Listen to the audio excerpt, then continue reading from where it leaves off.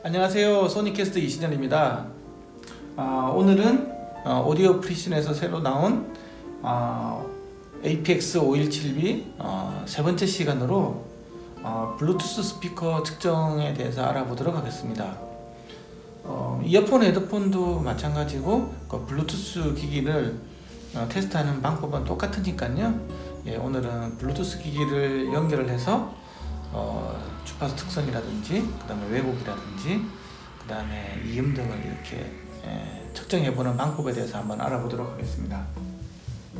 그 517B 같은 경우에는 블루투스 이렇게 동글들이 있습니다. 이게 이제 소스, 싱크 두 개를 다 사용할 수 있고요. 일반적으로 오늘 제가 측정하고자 하는 것들은 이렇게 블루투스 스피커이기 때문에 블루투스 소스 기기를 사용하면 되겠습니다.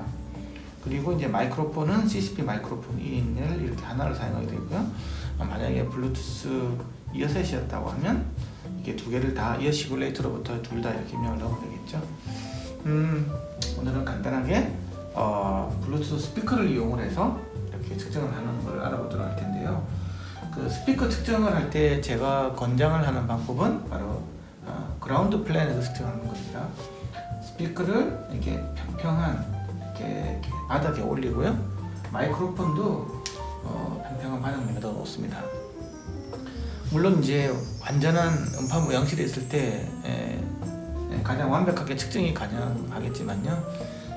무향실이 없는 상황이라면 현재와 같이 바닥에다가 스피커를 놓고 바닥에다가 마이크로폰을 놓는 게 어쩌면 가장 그래도 무향실하고 근접한 특성 측정이 되겠습니다. 이렇게 바닥에 두는 이유는 바닥에 스피커와 마이크로폰을 두면 이제 반사음이 존재하지 않게 되겠죠. 물론 이제 측면으로 날아오는 이런 것들이 생길 수 있는데요. 이건 이제 나중에 여기 나오는 어떤 윈도우 기능을 이용해서 게이트라고 하는데 그걸 이용해서 이렇게 잘라주면 되겠습니다. 자, 블루투스 세팅을 하기 위해서는 아웃풋을 여기 중에서 블루투스를 선택을 해주시고요. 그 다음에 입력 같은 경우는 이제 마이크로폰을 하고 어쿠스틱 마이크로폰 하나니까 채널 하나가 되겠죠. 이 채널 1번에다가 사용을 하고요. 제가 CCP 파워를 사용하기 때문에 언밸런스드 CCP 선택을 해주시면 됩니다. 그 다음에 4mA를 선택해 주시고요. 그 다음에 이제 마이크로폰 캘리브레이션을 동일하게 하면 됩니다. 저 같은 경우에는 이게 45.1mV 파스칼이 있기 때문에 이 값을 넣어주시면 되고요. 그 다음에 필터는 블루투스 스피커이기 때문에 20kHz까지만 이렇게 10Hz에서 이거는 뭐 선택을 하면 하시면 되고요. 20Hz부터 사용했다고 하면 20Hz부터 이렇게 사용하면 되겠습니다. 이렇게 해주시고 이제 블루투스 에디팅을 하시는데요. 하면 이제 내가 선택을 할 게 뭔지 4개 중에서 하는데 액세서리이기 때문에 지금 이 기기 같은 경우에는 AP 장비가 A2DP의 소스, 그 다음에 HFP의 오디오 게이트웨이 기능을 선택을 하고 그 다음에 이제 스캔을 하시면 이게 될 것 같습니다. 그러면 이 보면 JBL Go2라는 기능이 검색이 돼가지고 있죠. 제가 전에 이렇게 등록을 했기 때문에 이미 페어링이 되어 있습니다. 그래서 최대 볼륨을 127로 이렇게 해주시고 닫아주시면 될 것 같습니다. 그래서 이제 소리가 나는지 체크를 해야 되겠죠. 그러면 여기 가서 Verify Connection에서 소리를 내보면 이렇게 이제 86dB이 이렇게 나오는 걸 알 수가 있고요. 출력은 0dBfs에서 뭐 전압으로 치면 10분의 1 작은 마이너스 20dB fs를 이렇게 내주게 결정이 되어 있습니다. 측정을 하려면 기본적으로는 지금 현재 완전 무향실이 아니기 때문에 어쿠스틱 리스폰스를 이렇게 불러오시면 될 것 같고요. 그러면 이렇게 20에서 20kHz까지 마이너스 20dB fs로 이렇게 내주면 됩니다. 여기서 중요한 거는 이게 아마 디폴트로는 얘가 예를 들면 뭐 100ms 이렇게 돼 있을 때요. 출력을 20에서 20kHz까지 마이너스 20dB fs로 한 350ms 정도의 딜리데이를 가지고 그 위에 이제 익스텐디드 액퀴지션은 100ms로 설정되어 있을 겁니다. 이렇게 해서 한번 테스트를 해보겠습니다. 이렇게 소리가 나왔고요. 여기서 이제 제일 중요한 거는 여기 윈도우가 정확하게 내가 지금 현재 구하고자 하는데 여기에 설정이 되어 있어야 됩니다. 현재는 얘를 잘 찾았는데요. 이걸 이제 잘 찾지 못할 경우에는 항상 이게 오토를 얘를 끄고요. 저 같은 경우에는 오토 윈도우 스타트를 끄고 여기서 제가 줄을 이렇게 많이 찾거든요. 그래서 여기서 이 윈도우를 제가 일반적으로 많이 설정을 해줍니다. 이렇게 해서 이렇게 하시고요.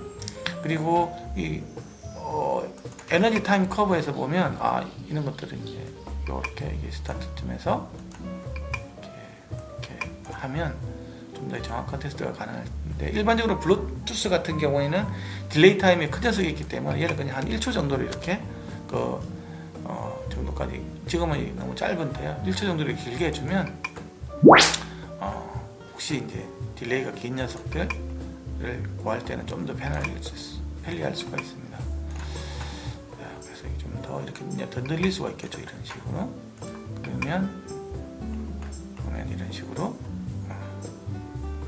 알 수가 있습니다. 어쿠스틱 리스폰스를 구할 때는 이렇게 윈도우를 이렇게 정하는 것들이 굉장히 중요한 역할을 하게 됩니다. 이걸 나중에 잘못 구하면 딜레이 타임도 구할 수도 없고 여러 가지 문제점들이 생기거든요. 여기서 보면 이제 주파 특성이 이렇게 나오죠. 주파 특성이 이게 한 150Hz 여기 인근에서부터 시작이 되고 이렇게 되겠구나 할 수가 있고요. 이게 다 1kHz를 갖다가 0으로 반 상대적인 이게 주파 특성입니다. 이렇게도 볼 수도 있고, 그 데비에이션은 20에서 뭐 2만 헤르츠까지는 플러스 130인데 이게 왜냐면 이게 지금 뭐 20Hz 본다고 하면 말이 안 되는 거죠. 이게 한 200Hz 본다고 하면 좀 더 의미가 있는 수 있는데요. 그 다음에 이제 딜레이 값은 129ms 정도 나왔다라 알 수가 있고요. 이 그룹 딜레이에서 보면 이게 이제 그룹 딜레이 값이 되겠죠. 이 저주파수에서 이렇게 생기는 것들은 얘가 저주파수를 제대로 내두지 못하기 때문에 그렇고요. THD 레이시오도 보면 뭐 이렇게 5% 언더라고 되어 있는데 이거는 명백하게 거짓된 것입니다. 지금 이렇게 반사음이 있는 공간에서는 THD를 정확하게 구할 수가 없고요. 이렇게 THD를 정확하게 구하기 위해서는 마이크로폰을 최대한 이렇게 스피커에 가까이 이렇게 두는 게 유리합니다. 제가 지금 한 5cm 정도 근처에 두고 어펜트를 시킨 다음에 다시 한번 THD를 측정해 보도록 하겠습니다.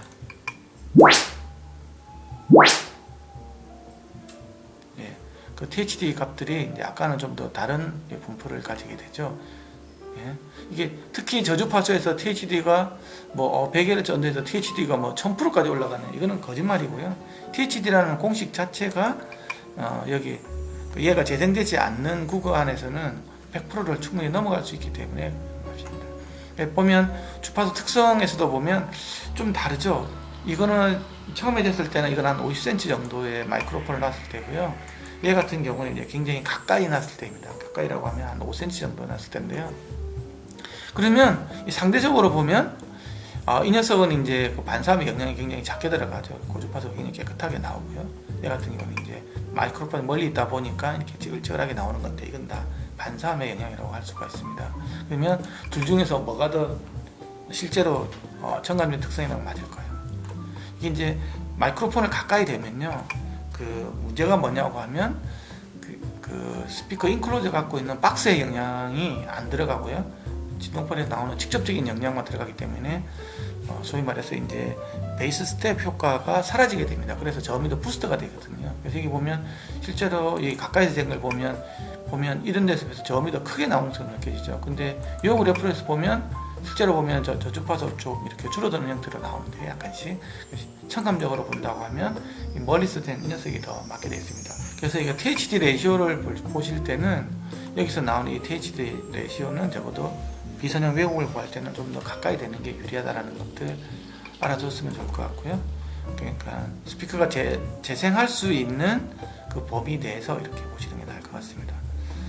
다음은 러브 앤 버즈 특성인데요. 러브 앤 버즈 특성 같은 경우에도 이쪽에 보이는 게 이제 크레스트 팩터 부분이고요. 이쪽에서 보는 게 피크 레이시오가 됩니다.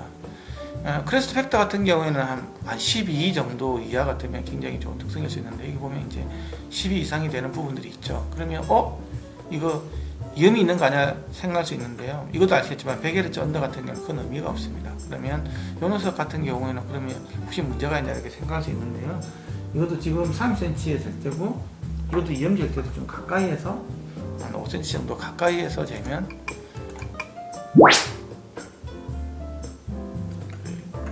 또 약간 이게 좀 더 이렇게 낮아지는 이런 경향을 볼 수가 있죠. 이 특성인데요. 12보다는 훨씬 더 낮아지게 되죠.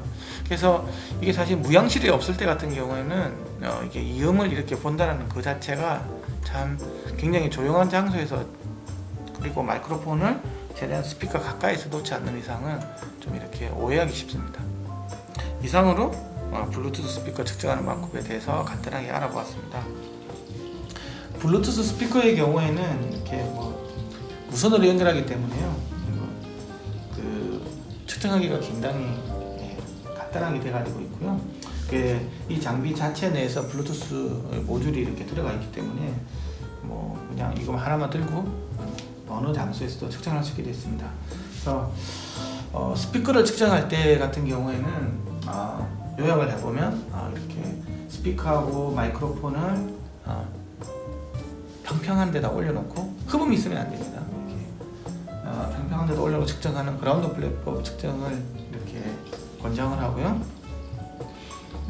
일반적인 주파수 특성을 잴 때는 50cm 이상의 어떤 파필드 조건에서 측정을 할 것을 권장을 드리고, 그리고 이음이라든지 THD로 측정할 때는 10cm 내에 근접해서 측정할 것을 권장을 드립니다. 그리고 제일 중요한 거는 윈도우를 정확하게 이렇게 임펄스 음담에 찾아서 이렇게 분석을 들어가는 것들이 나중에 그 데이터 분석에서의 어떤 이렇게 신뢰성을 좀 더 확보할 수 있다고 생각할 수 있을 것 같습니다. 이상으로 블루투스 스피커를 측정하는 방법에 대해서 알아보았고요. 다음 시간에는 일반적인 스피커에 측정하는 방법에 대해서 알아보도록 하겠습니다. 좋아요, 구독 부탁드리고 음향을 사랑하는 많은 분들에게 공유 부탁드립니다. 감사합니다.